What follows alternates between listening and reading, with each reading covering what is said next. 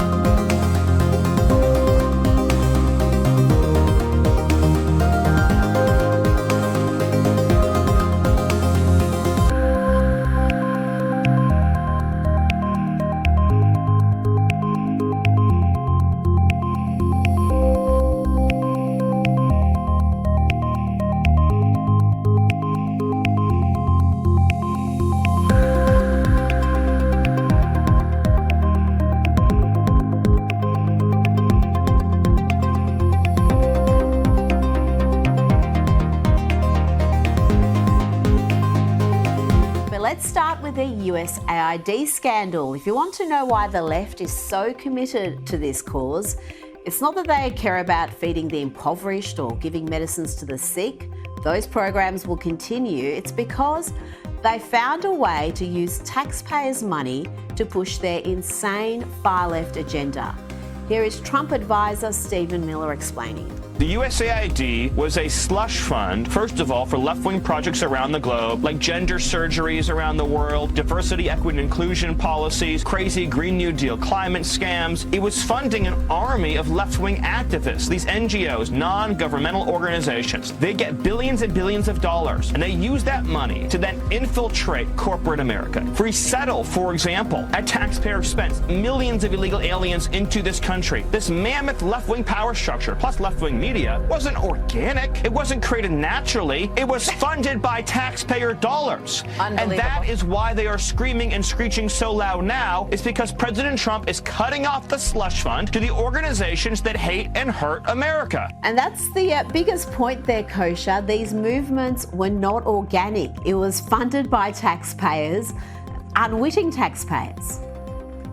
Yes, it has been an illuminating couple of weeks, to say the least. You know, we've always known that the U.S. is running $33 trillion deficits. They have this ridiculous $7 billion and trillion dollar annual budget that they can never seem to cut or shrink government spending. Now we know that beyond the spending, it is also these sort of insidious, nefarious actions that have created this whole infrastructure, as Stephen Miller said, of NGOs, who, by the way, the proprietors of these NGOs enrich themselves along the way. They take massive massive salaries. You can look all of this up.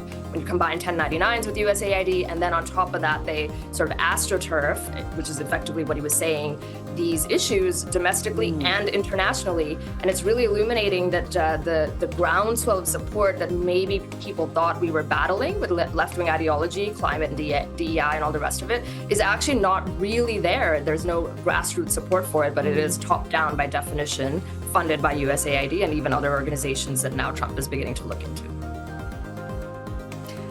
Incredible amounts of chutzpah here, using taxpayers' money to come up with policies and laws, agendas that most people actually do not support, and doing it in this underhanded manner. There's been very little transparency up until now. Now, Politico, they're supposed to be an independent news organisation, but they pump out a constant stream of anti-Trump propaganda. They received $8.2 million in US dollars, 8.2 million US in government funding. And that increased significantly in 2020 when Joe Biden became president. How are they justifying this kosher? Because they're not a public broadcaster, they're not PBS or NPR, and there's talk that their funding should be cut as well. Yes, the public broadcasters, that's been a long-standing debate around the world. Why do taxpayers fund media for political news? By definition, should be objective. And now this is, again, insidious, where these are for-profit corporations. It's a little bit from USAID, but a lot of it is just straight-up subscriptions to their enterprise plan. Political Pro is the name of the plan, and it's something like $8,000 to $11,000 a subscription. And it's just running rampant, where there's multiple subscriptions across different agencies like the Department of Interior or HHS or others that are subscribing to this data. And I would add that those same people in their private lives, I would not be surprised if they share Netflix passwords with each other, but here they're subscribing to multiple five-figure subscription deals, which adds up to the tune of $8 billion for, again, an organization that has a very clear political agenda. Trump shut that off, and many others like Politico, which is fascinating to see the amount of impact he's having in just a couple of short weeks. Oh, it's hard to keep up with the pace. This is one of the consequences of just implementing a raft of election promises, is that it can be quite difficult to keep up with everything that's happening.